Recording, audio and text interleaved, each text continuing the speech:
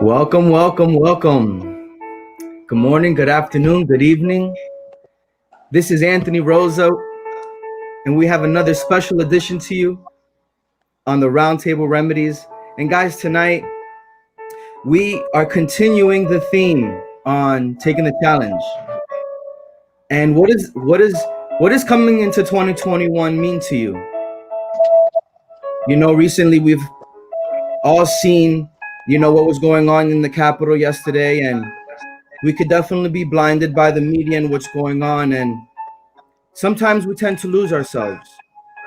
And in this time, as we're creating these stories and we're going through these moments and experiences, some of us, we get really excited and we think we become a little book happy. And so tonight, I have the privilege and pleasure to bring on some of my friends, and I want to allow them just to say hello, tell us who they are and where they're calling from. We'll start off with Gary, going to Vanessa, and then Omar. Thanks for having me, Anthony. Gary Krebs, I'm in Fairfield, Connecticut, and I was in book publishing for about 30 years. As a publisher, as an editor, I worked for Amazon,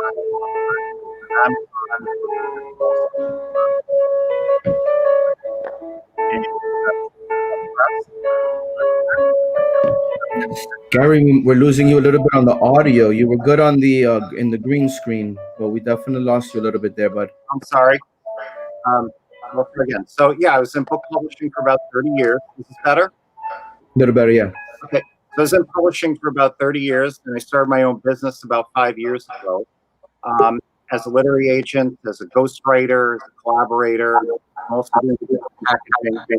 And earlier this year, I published my novel, Little Miss Personality, The Origins of Annie Oakley, and that sold movie rights as well earlier this year. So exciting times. But I'm happy to share all my publishing knowledge with everyone. Awesome. Just quick favor. I know if you have the headphones, because I noticed when you have the headphones, the audio comes in clear, guys. So I want to make sure that the audio is coming in crisp for our watchers. I don't have them handy. Sorry. No worries. Okay. Hi, Felicia. Welcome. Thank you for joining us. Tony, thanks for jumping on. You know, tonight on this Roundtable Remedies, we're talking about the theme, So You Think You're an Author. And Gary, a leader in the industry, publisher, ghostwriter, so tonight we have our friends Tony, Omar, and Vanessa, who are authors. Tony is a definitely huge advocate in the community, and he was managing one of the largest anti-bullying charities. In a moment, we'll get to hear from him.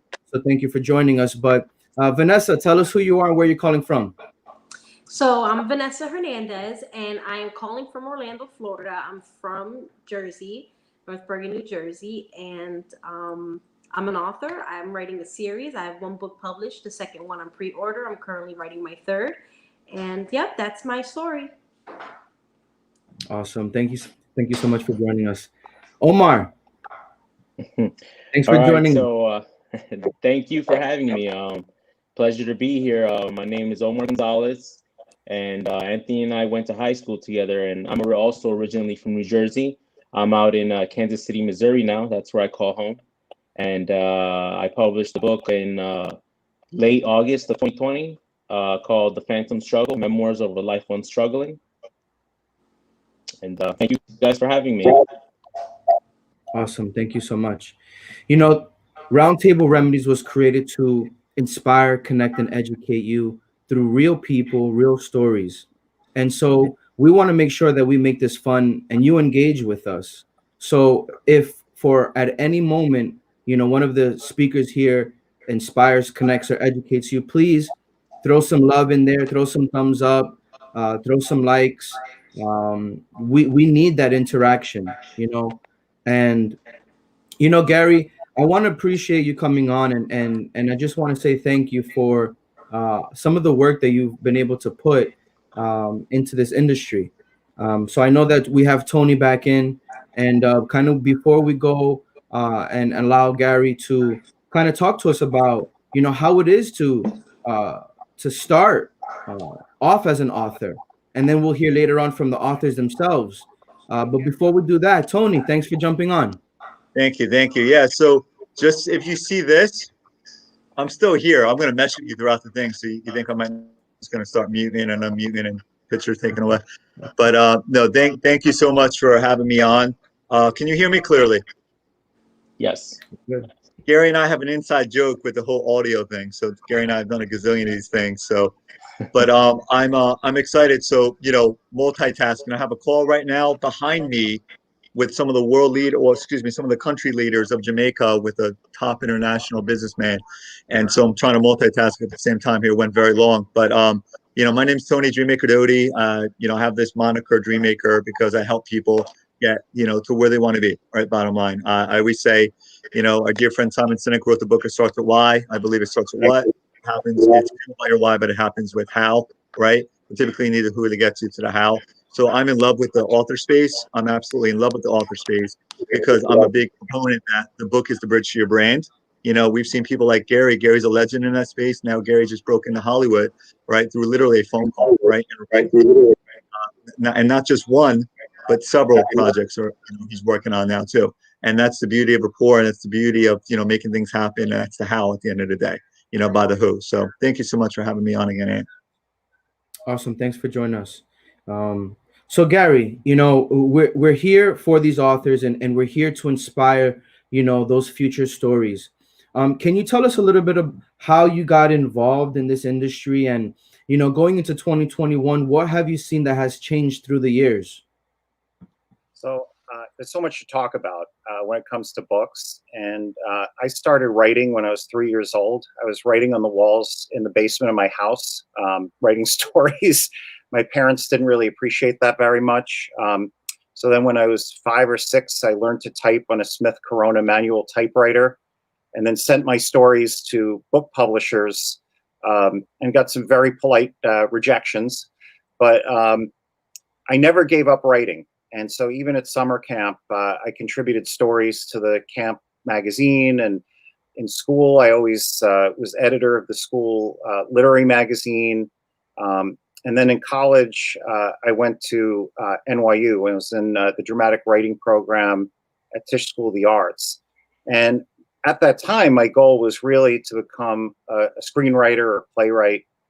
But getting a job doing that out of college is not so easy. And I ended up going in the publishing route. I started out as an editorial assistant, then went to assistant editor, then associate editor, all the way up to publisher. It took a long time to get there, but it was in what we call the acquisitions track.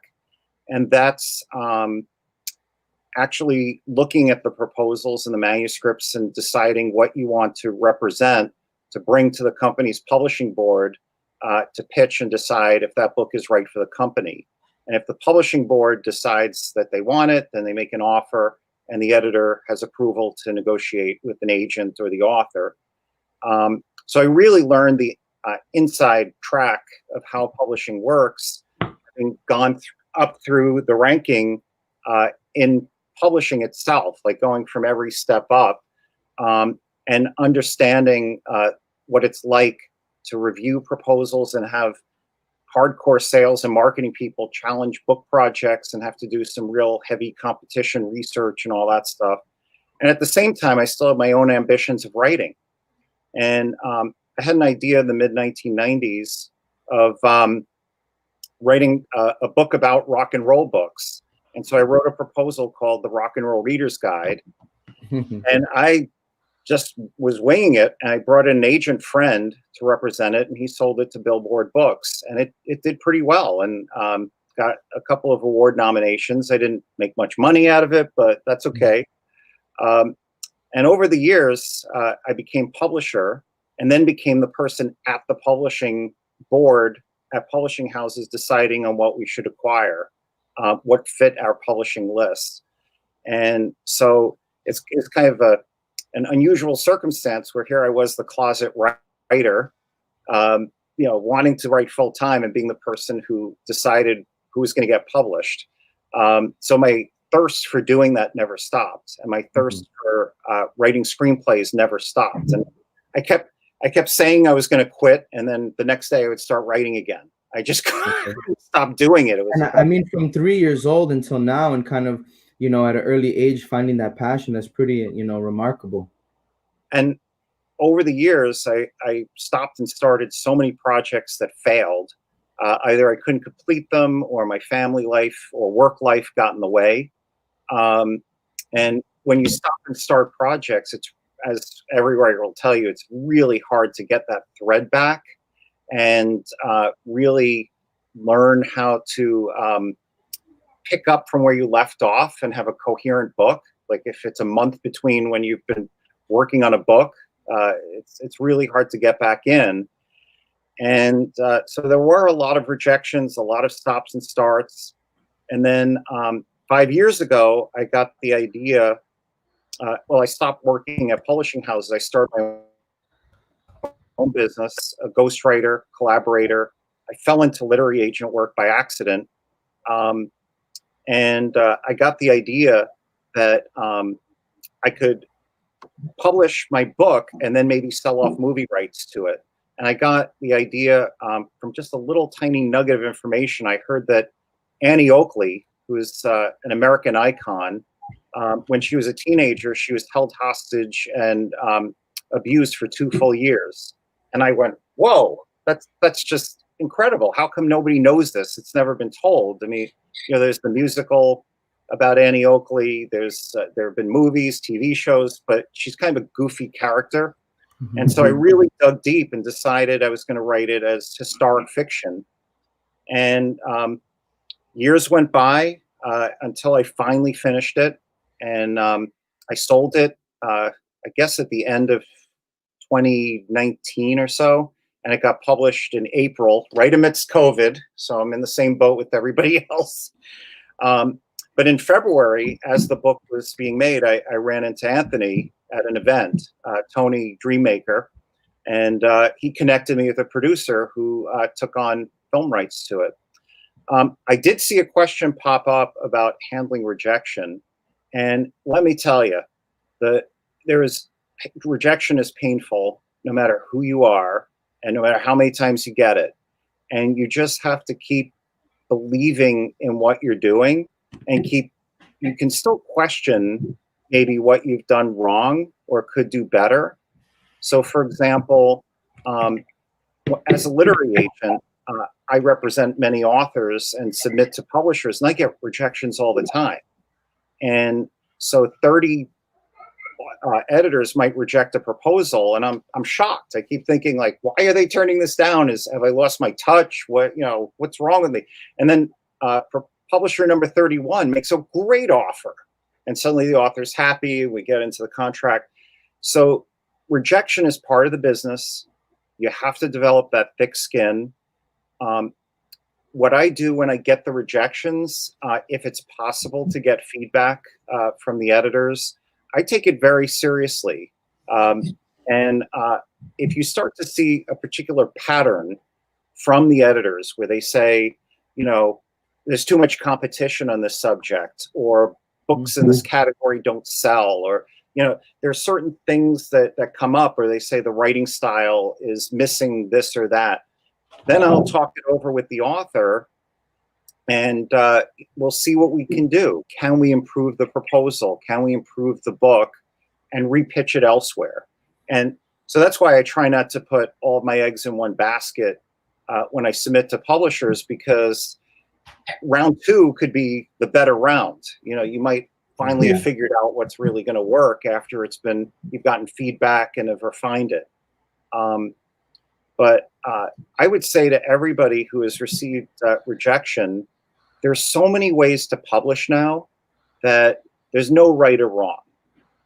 20 years ago, we used to call self-publishing vanity publishing, because there was a stigma associated with self-publishing, because the companies that did it overcharged.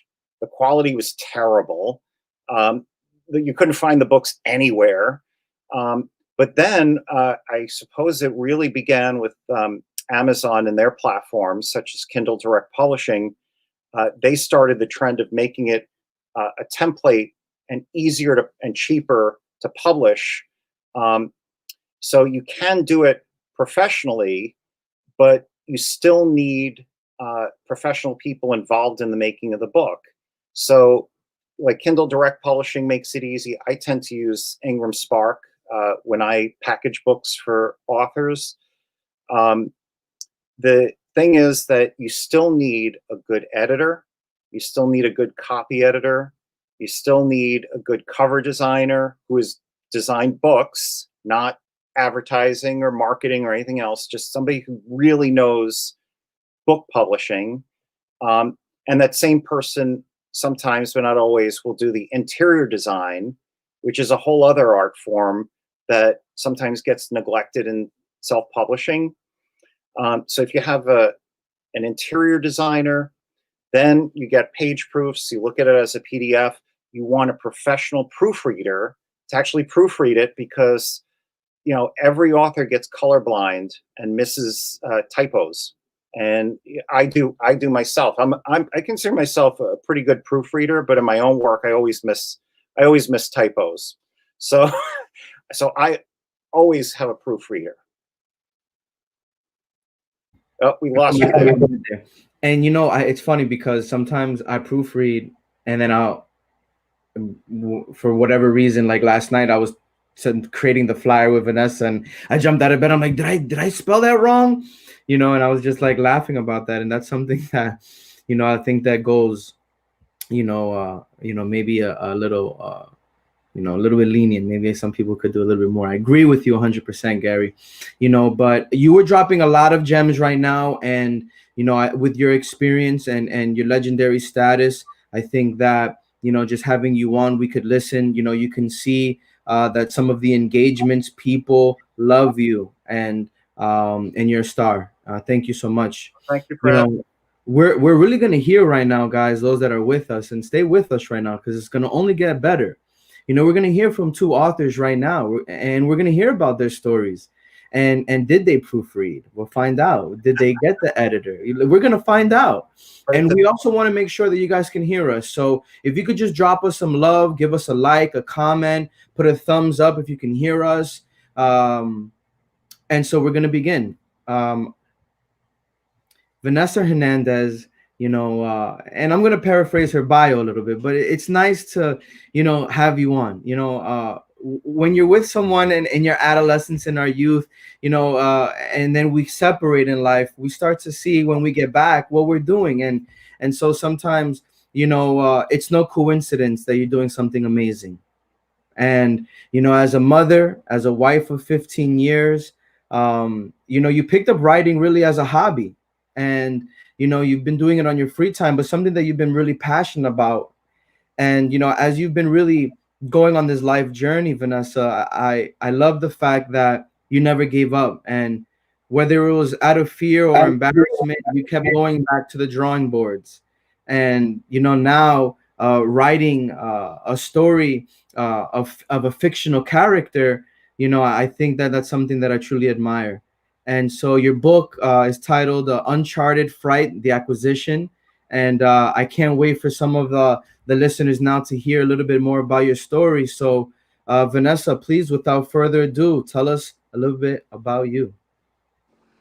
All right. Well, you touched on a lot of most about me, and I'm 33 years old, and I have two children, and I've been with my husband for 15 years this year. And we were children, we were, out of high school when we had our children. So it was extremely hard to stick to, what we want to do. I spent my entire 20s making a life for them, solidifying a career, making sure that we can take care of them and leave something for them. And then once, we worked those 10 years really hard to make that happen, I was peaking 30 and thinking, what am I doing for me? What do I do that makes me happy? I have a good career. I'm making good money. I have well-behaved, respectful children. My marriage is solid, for the most part, but, but it's, so I've always entertained writing. I've always went back to it. I have a big personality. I have a lot of friends. A lot of my friends are from high school. I mean, I have most of my friends I've had 15, 20 years already. So I think that that speaks volumes, that to maintain relationships that long. And I had all that. And I feel like I had what I needed for the most part, but I didn't have everything. So I started writing, and I've always been a writer since I was young. My first book in fourth grade, it was an assignment to the teacher bought us hardcover blank white books. The covers were blank, the pages were blank, and it was like a week assignment to just make a book out of it. And that was the first time I ever done that. And when I made that book, when I colored that cover, when I wrote that, I did a poem book. And I knew then, I was like, this one day is gonna be real. So once I peaked 30 and I needed to do something for me, I decided to write. And I went initially for my life story. I went to, about, my upbringing, which was, extremely hard. And my adolescent years and being a young mother and my relationship. And I bled all of this real, emotion. And I had friends who read it and, were moved by it. I was, complimented by anyone who read what I wrote, what I had written so far. But it was too real that I thought, put it out there to the world, that just gonna, is this gonna be embarrassing for my family? Is this gonna be stories that my friends aren't gonna be comfortable with me sharing?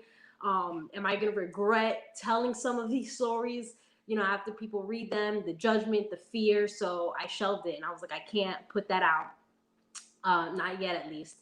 And I was like, I gotta, I still want to do this. And I just created this character, and I created a woman who is very, passionate. She's hardworking. She's hood. She's street smart. She's book smart. She's sexy. She's, everything that I always aspired to be. And I gave her some of the struggles that I grew up with, abandonment issues and betrayal issues and just issues, period, and aspirations, big dreams. And I just put all that in a ball, and I started, writing this story. And I didn't know where I was going with it initially, because you make a scene, this scene is good, this scene is good, these characters are good, but then you don't know how to put them together. And so a lot of what Gary spoke about resonated with me, which is, kind of putting it, you just don't know where to go. It's a learning curve. I didn't know what formatting was. I really thought I was going to edit myself. Finding a good book cover, I was conflicted on what cover I wanted to use. I grew up reading urban books, and urban books are have a lot of graphic design, and they're so I didn't want, because of the way I am, I'm a street girl. I was brought up in the streets, and I didn't want anyone to pick it up and go, oh, this is just going to be like a hood book, this is just going to be that ghetto urban story. So I wanted to put my spin on my writing, but I wanted a cover that was going to attract anyone from any age, from any ethnicity. I didn't want anybody to look at it and just judge it for what would be inside of it. But that was a struggle too, picking a cover, what's right, what's wrong.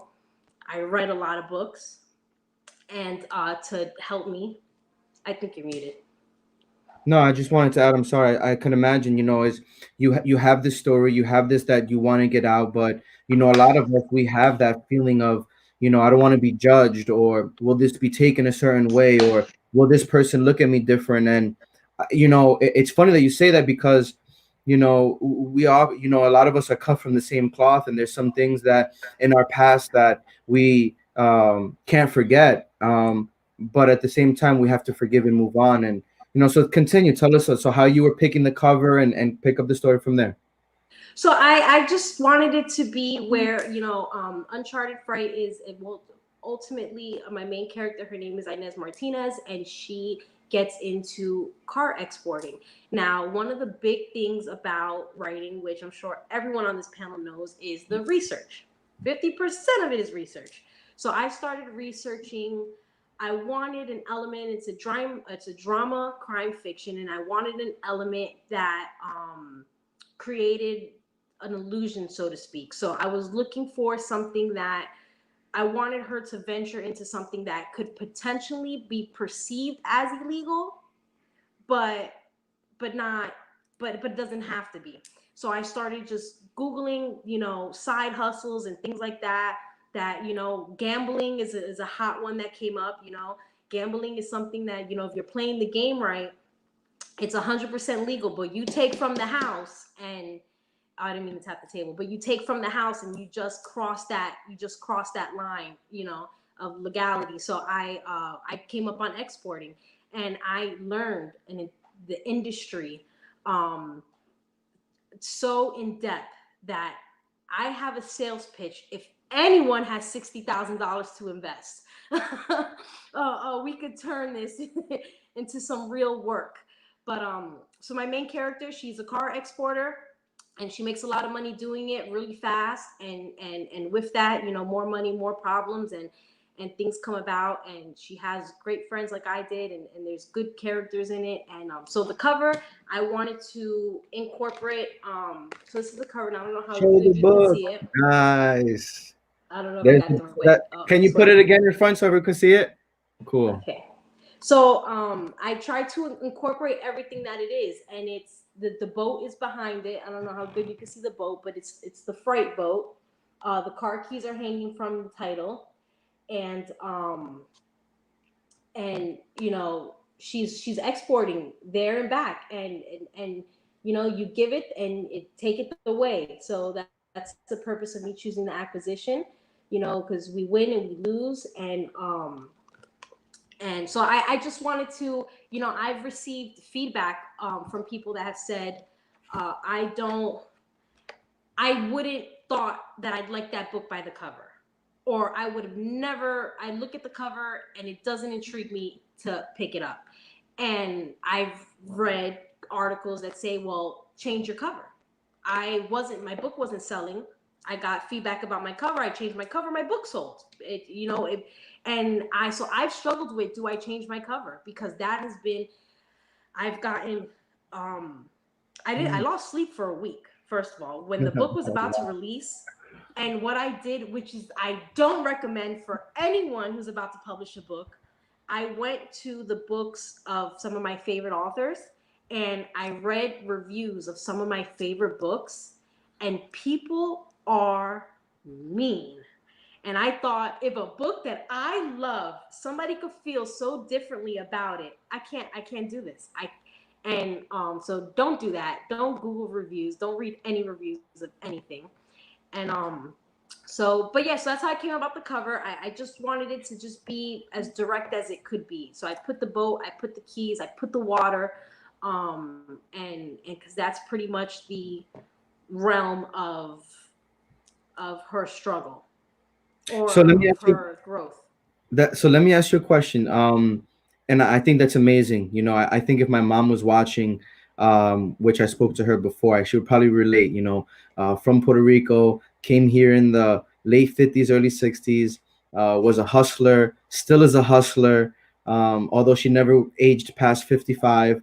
But I love you, mom, if you're watching. But I think that it's just amazing to hear that you actually listen to constructive development and you changed the cover. How many people, Gary, have you came across that may have, I don't want to use the word stubborn, but we're like, you know what, I'm going to do it my way or the highway? Have you encountered a lot of people that were good writers but just did not listen to positive feedback? You've hit it on the nose. Seriously, there are so many people who come to me and they're self-publishing and they want what they want on the cover, especially people who are, say, executives or business owners, and they want to publish a business book displaying their philosophies. Because they've managed a lot of people, they think they know better. They can do everything. Oh, I can design a cover. Oh, my writing's great. I'm the CEO of this big company. And they don't know how to submerge the ego to admit what they don't know. So I do come across that quite often. As an agent, and even back when I was an editor and publisher, there would also be authors who would design covers for the publisher.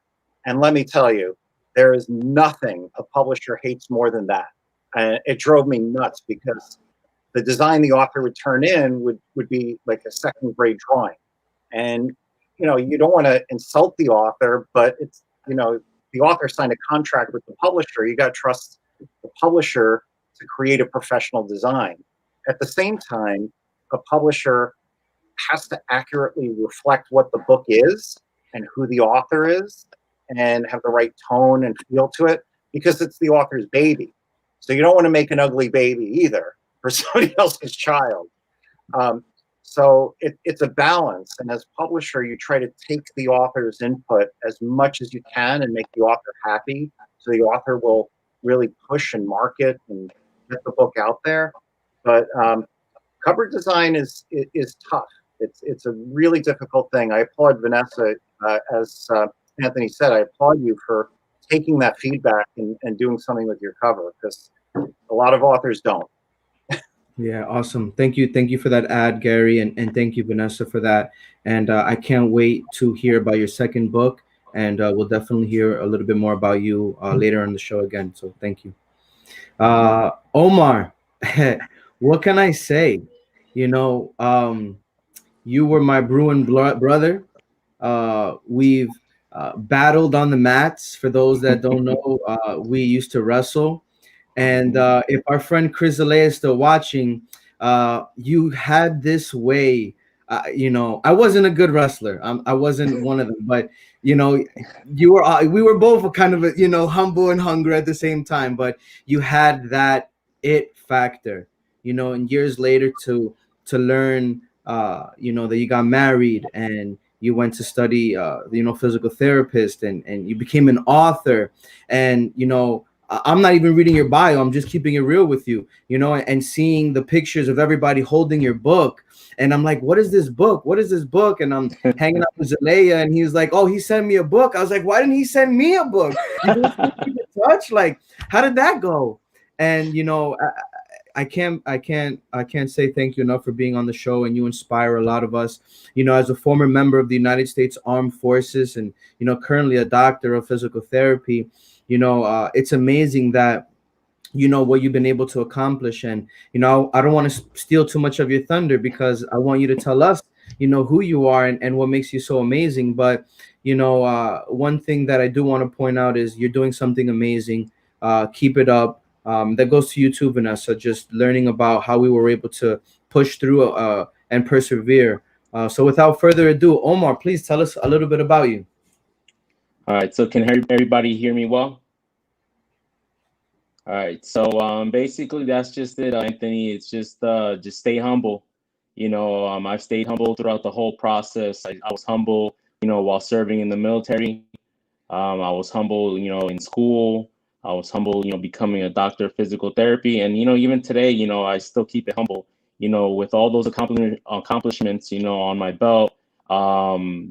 I still just want to be looked at as like, somebody that you can just come to and have a conversation with, whether it be about any topic, any subject. I want people to know that, hey, Omar's a trustworthy guy, and, he's a good guy to talk to. And basically how my book came about. So I'm going to take you through a little, memory lane. So it all started in my undergrad years, my psychology class. I met this brilliant professor by the name of Dr. Nancy King. And I'm not going to lie, she was cutthroat. She challenged all of us to, really dig deep and really learn the concepts that she was teaching us about psychology, and to also take those concepts and look within us and see how any moments in our life may be relevant to those concepts that she was teaching us. So every week she would assign us a task. She's like, okay, well, I taught you this concept. Now go and think about a moment in your life where you think this concept might have taken place in your life. And, at first, I was just like, all right, it's just homework, something I got to do. But, one thing about me is I'm not going to just put forth anything or like some like last minute, thing that was done on the whim. I'm going to put my best foot forth, and I'm going to, turn in the best paper out of the whole class. So, with every assignment that I turned in, she would read it and she was like, Josue, like, I read these papers of yours and wow, like you really tell a story. Like you really take this concept that I'm teaching you and you really make it connect to events that happened in your life. And reading about your life, like wow, even though you went through some stuff, the way you talk about it and the way you share it with us is brilliant. And even still, hearing all that, I was just like, all right, I guess. I was just happy that I turned in the assignment. And then another person that was also significant that led me to my my writing journey was my public speaking professor. She also did like professional editing, as a side gig. I would go to her and turn those papers in before I turned them into my psychology professor. I was like, hey, can you look it over? Can you check for grammatical errors, all that stuff? And she's like, yeah, sure. And she would also hit me up and was like, oh, hey, Josue, like that paper, oh my God, it was good, that the story you told. And I'm like, but like, is it good to turn in? Like, am I good to go? I still didn't, get it. You know what I'm saying? To me, I was just turning in Yeah. assignments. Yeah. But it wasn't until like towards the end of the course, where my psychology professor sat down with me and she's like, hey, she showed me all my assignments that I turned in. And she's like, hey, you need to take these and you need to do something with them. Like, I don't know, what you're going to do with them, but do not throw them away. Like, these are stories that you need to tell, to the world, basically. So, after that, I started, considering it. And then I went and spoke to my public speaking professor. And, because she kind of, knew about that realm, about book writing and all that stuff. And she told, she agreed too. She's like, hey, yeah, you should write a book. So I was like, all right, then I guess I got to write a book. So I got the structure down of what I was going to do, like how I was going to, it wasn't just going to be one book, it's going to be a series of books. And I got it all down, ready to go. And then I got accepted into the physical therapy program. And then I kind of had to like put that on hold because the physical therapy program was, it was all encompassing. Like, I had no life. It was just physical therapy, physical therapy, physical therapy. It was it was 3 of the hardest years I've ever, had in my life. And but in the back of my head, I knew that after I graduated, I was gonna jump back on this. And especially with how 2020, went, the type of year that was, I basically got, the idea in my head of like, hey, anything can happen, and I don't want, I guess like, yeah, I don't want to, get COVID and then I pass away and then like there goes my book, there goes my book, you know what I mean? Like I never did it, all it was an idea and I didn't want that. I didn't want to get to the end of my life, be in a situation like that, and like I didn't do that. The one thing that I had in my mind of doing, I never did, because either I was too busy or I was too scared. So I was like, you know what, as soon as I graduate, I'm gonna do my research about how to do all this self-publishing. I watched a bunch of YouTube videos. I Googled a bunch of stuff. And there it was, toward the end of August, there it was, The Phantom Struggle, my first book, that, has writings about my childhood and, teenage years. There it was, published and out into the world. And it's basically a book about, struggles that I had to go through growing up. My parents were alcoholics. I faced my fair share of I experienced my fair share of child abuse because of that. And it's not only bad stuff in the book, but it's also fun stuff too, adventures. Me and my lifelong friends. Also love. The young love. So it's poems and short stories. That tell about events like that.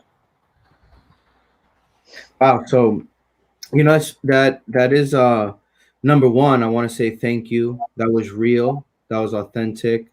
Thanks for sharing about your personal story. I can only imagine how many of us, including myself, have personally experienced some of that, and it's something that we don't say to make offensive, especially to any of our guardians or people that were around us. Um, but in life, life happens, and mental health is real. Depression is real.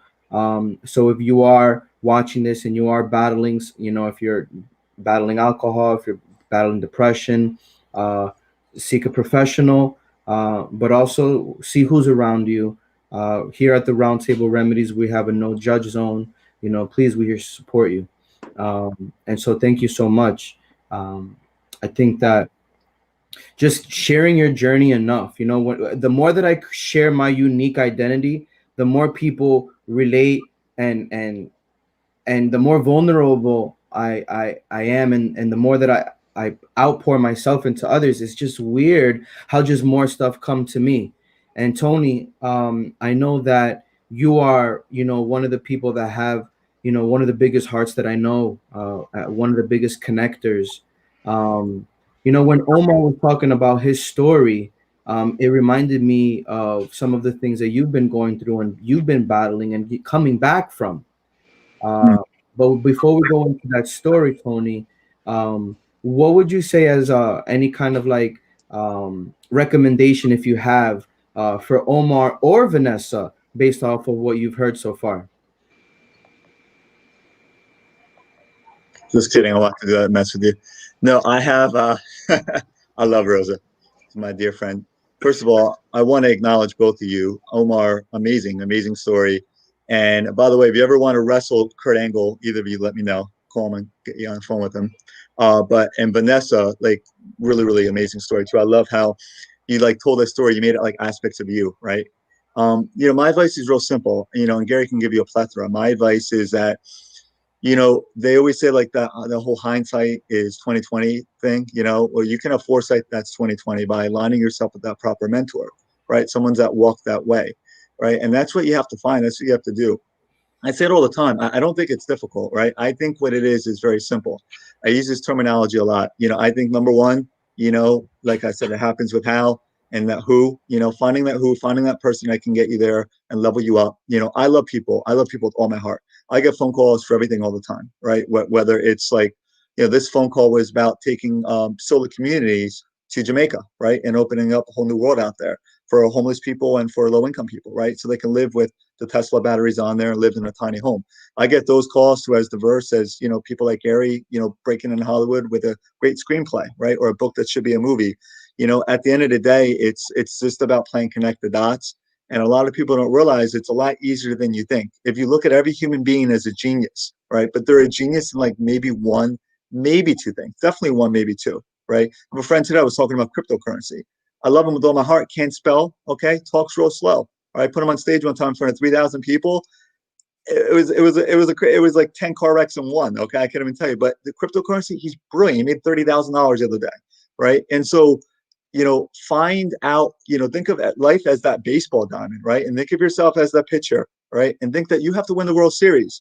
But as much as, and this is a mistake I made, all right, by the way, I always like to be around the talkative, folksy type people because that's me, right? Because we always want to be around people that we're like, right? Because then we think, oh, it's a good person because I'm like it and I'm a good person. Therefore, they must be a good person. But no, you really want to complete what you're not. If you're going to win a World Series, the best catcher is the worst pitcher and vice versa. Michael Jordan, greatest basketball player of all time, not a really good baseball player, right? Not a really good baseball player. So find out, if you're the pitcher, find out who your catcher is, meaning who's the marketing person. Find out who's the first baseman, meaning, who's going to be the sales driven person. If you're if you need someone like me to keep yourself kind of structured, find out who that, executive assistant is. I just had one that was on the call and was tremendous. She's your shortstop. He's your shortstop, right? Find out, complete that baseball diamond of who you are not to win that World Series, whatever that might look like for you. Awesome. So, we're coming on to the part of the show where we're gonna ask for our speakers for final thoughts.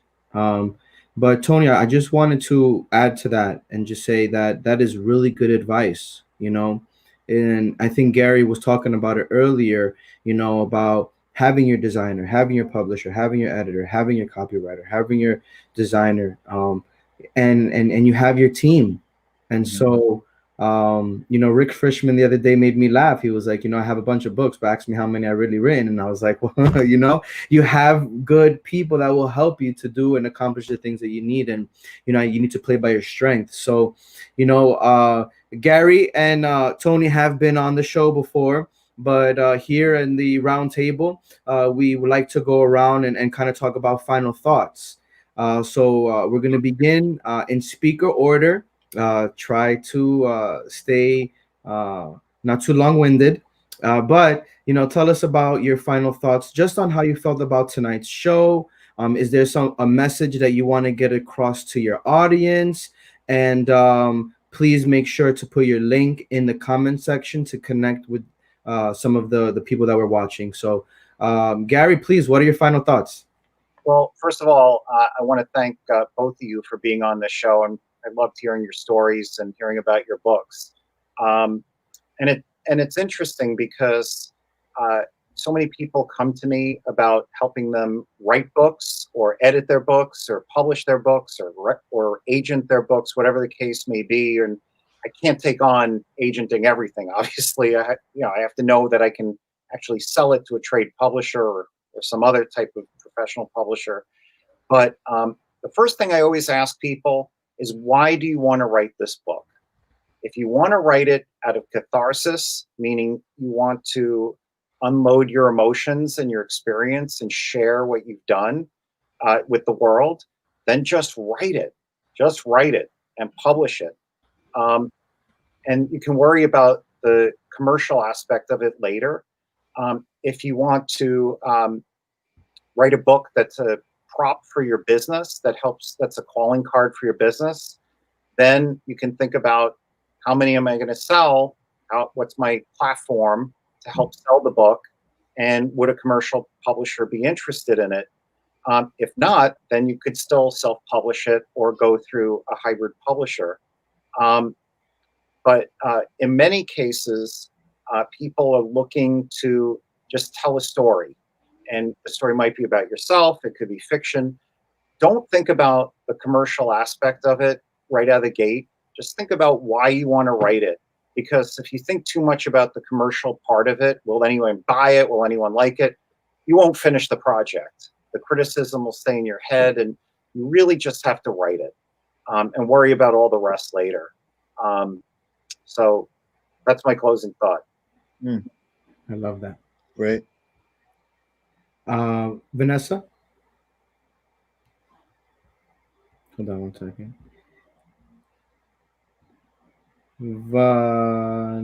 Hold on. I think there you go now. Okay, I'm good. We're good. You're good. Mm-hmm. I was lost a little bit. I mean, final thought. Just to piggyback off of what Gary said. You just have to write it, and you can't let fear or anxieties, step in the way of what you're trying to do. Take your time. You got to learn your industry. When you start a new job, they train you. This is no different. You want to learn as much about the industry as possible to be successful, and everyone's level of success is different. I don't have an aspiration to make a bunch of money off my books. I have more of an aspiration to become to be a mentor, a motivator, a speaker, and I want to do it for young girls, even outside of my books. I want to do it for my career. I was able to get licensed in a career and make a substantial amount of money without going to college, and I want to bring that on to others.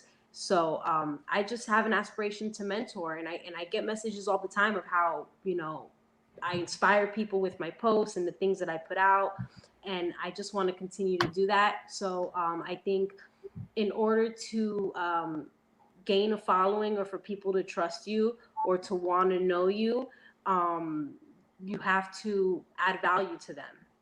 And that's what I choose to do. So my advice for anyone, my final thought is, when you're posting, when you're talking, when you're sharing, when you're writing, try to add value to the people you're trying to attract, because you're just going to, you know, what Anthony said was, what you put out is what you get back. And so that's my piece. And I sleep really good at night knowing that I'm just true to myself.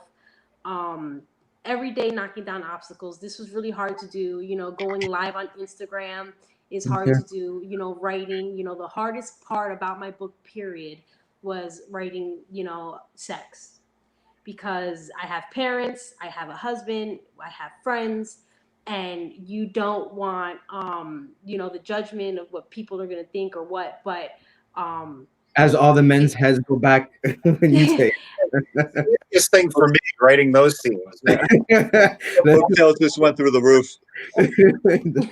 you know, so I wanted, so that was really scary, but it was something that I had to do. You know, me and my husband had a lot of conversations about some of the content and putting it out there, and what, you know, his friends are gonna, oh, your wife wrote a book, I want to read the book. And he's just like, well, you can't, but your wife can.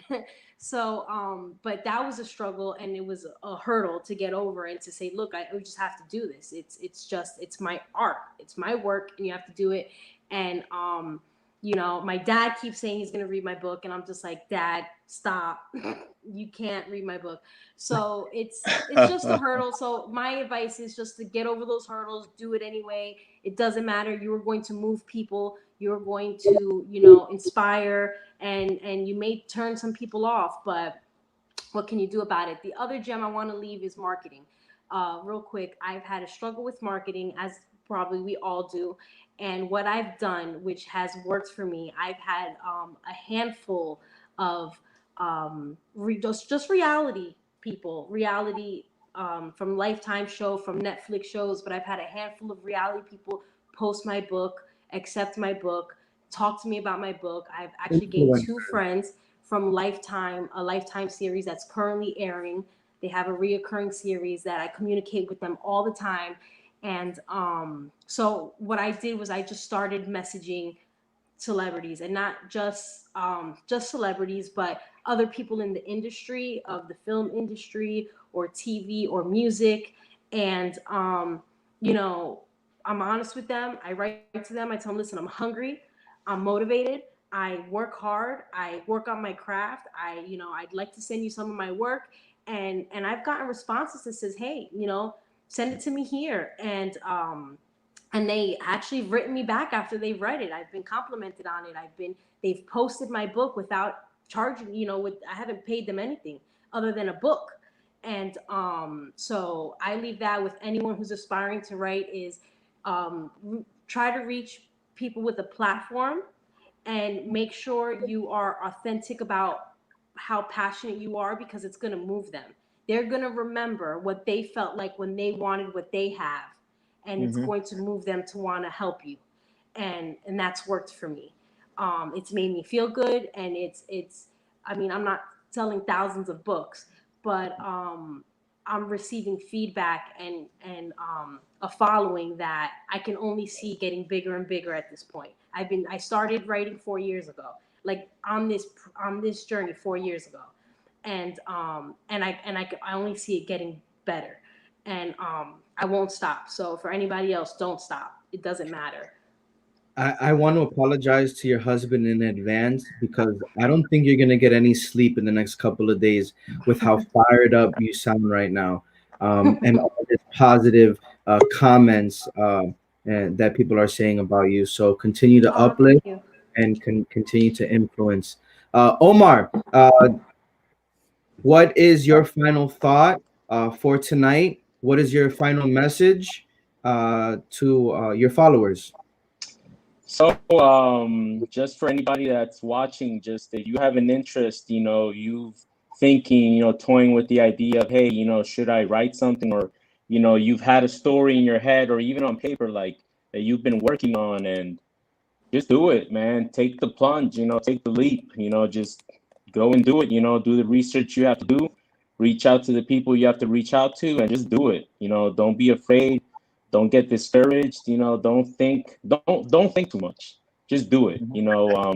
Don't worry about, what people are gonna think, how are they gonna react. Just do it. I'll tell you right now, in my book, I've got a couple of stories that they will make people uncomfortable, and I wrote them specifically like that to make people uncomfortable, because the reality is life is not comfortable. You're going to hit bumps, you're going to be stung, you're going to be hurt, and you're going to feel pain in life. And, that's how I want my readers to take, some of the stories that I've written. And, and then once you do it, don't get comfortable, challenge yourself. So I know Anthony knows. So here in the next coming months, I'm gonna be releasing my next book. And to be honest with you, this next book is gonna be my most intense writing that I've ever written in my life. Like, and to be honest, it was the most challenging project that I've undertaken, simply because this time I'm not writing about my life. I'm writing about somebody else's life. And that was a pretty challenging task to undertake, but I took it, I accepted it, and I put my heart into it as if I was writing about my own life. I sat down with this person, we talked and we talked, because I wanted to feel those feelings, of those stories that this person was telling me about their life. I wanted to, it was as if I wanted to live those experiences as they did. So, it's one of the hardest projects that I've undertaken, but I think it helped me adapt and get better at my craft. So do it and don't get comfortable. Keep challenging yourself, and just get better, and believe in yourself. Love that. You're Unmute. muted. You're muted. Good habit, bad habit, right? So I think that that's something that is very, very key. Is like, don't listen to all the critics. Just do it. Just do it. You got that story. You got that ambition. Just do it. I love it. Thank you so much for sharing that. Tony, final thoughts. One more time before we leave here. All right, I got it out of my system. No, you guys, all seriously, you guys are amazing. You guys are amazing. You are everything, that we talk about in dream making, right? You're making your dreams come true. You're inspiring other people. And Vanessa, that's how you do it, girl. Like you keep, I always say there's 8 billion people, right? All right, everyone is equal. We are all equal. Every one of us equal. Some of us are further along career-wise than others, right? We all know that. So like the people like that you're reaching out to, you're just leveling up. It takes one. It takes one. It takes one. My first one was my buddy Kurt Angle. That's what brought me into like the world of athletes and then eventually movies and so forth. It takes one. And by the way, we're listening here, so we would love to see the stuff you have too. Screenplays and so forth. We know a lot of people. Thankfully. Am I allowed to mention that thing right now, Anthony, or is that you mentioning that thing? That thing that's coming up in a couple of weeks. That thing. The thing. I feel like it's like a Will Smith skit, Fresh Prince. That thing. I think we could let them know a little bit about it, for those that are still with us and that are watching on the replay. If you want to talk about it for a minute. That thing's okay to mention? Should we wait? Because we got another show on Saturday. Kind of want to throw that thing out. What, Gary? Go for it. Yeah. You always listen to the man that's like stroking like the cat, like Mr. Bigglesworth. I am so Kurt Angle, somebody wrote. I have to throw a plug real quick. I have to throw 2 plugs real quick. Number one, please check out Re-Start America. Re-Start America. Where Buddy Will and a lot of other names are behind this. 500,000 viewers. It's not political. 500,000 viewers in since January 1st, right? So what's that, 6, 7 days? Check that out. Number 2, somebody wrote about Angle. Please check out my buddy Diamond Dallas Page, Relentless on Amazon Prime. Relentless on Amazon Prime. He's trying to get to like the picture on the front, and he's really pushing it out there. He texted me the other day. We're getting it out for him. And number 3 is, if you are in a spot where that you have this inkling of an idea, right, for a book, or an inkling for you already have a book written, like Omar or Vanessa, and you want to take it to the next level, a second book, or become a bestseller, or get it to a screenplay, or something cinematic, episodic, whatever that might look like. We have, not this weekend, the following weekend, worked really, really, really, really hard. I haven't got my hair cut in like a year. Okay, just to show you, we've been like going nonstop, putting some of the best in the entire industry of books and movies, giving people access to that space. We have an event coming up called the Journey to Success Summit. I saw somebody posted about it. The Journey to Success Summit, where we have over 50 top name speakers, people like Greg Reed from the Napoleon Hill Foundation. I think he has 100 books, like 30 New York Times bestsellers, author 3 Feet from Gold, teaching you what Gary has spoke about today. Gary's going to expound. Gary is one of the most incredible human beings in the industry. Rick Frischman is speaking. Rick Frischman is the reason why 200 New York Times bestsellers that we know of, that nobody knew of prior, exist. Little names like Tim Ferriss, little names like Brendan Burchard, little names like Nicholas Sparks, little names like Jack Canfield and Mark Victor Hansen, Chicken Soup for Soul. They did not know what they were doing until they met Rick. Rick is going to be speaking this weekend exactly what to do to take you from someone that's just starting to literally like that superstardom in that space. It's amazing. What's his name? T. Harv Eckert. He's worked with Oprah, Stephen King, you name it. And that's just like 3 people. We have so many other people. But the bottom line is, it's a new year. I joke and I say, 2020 vision. All right, that's behind us. Let's get better vision in 2020. Let's get 2021 vision.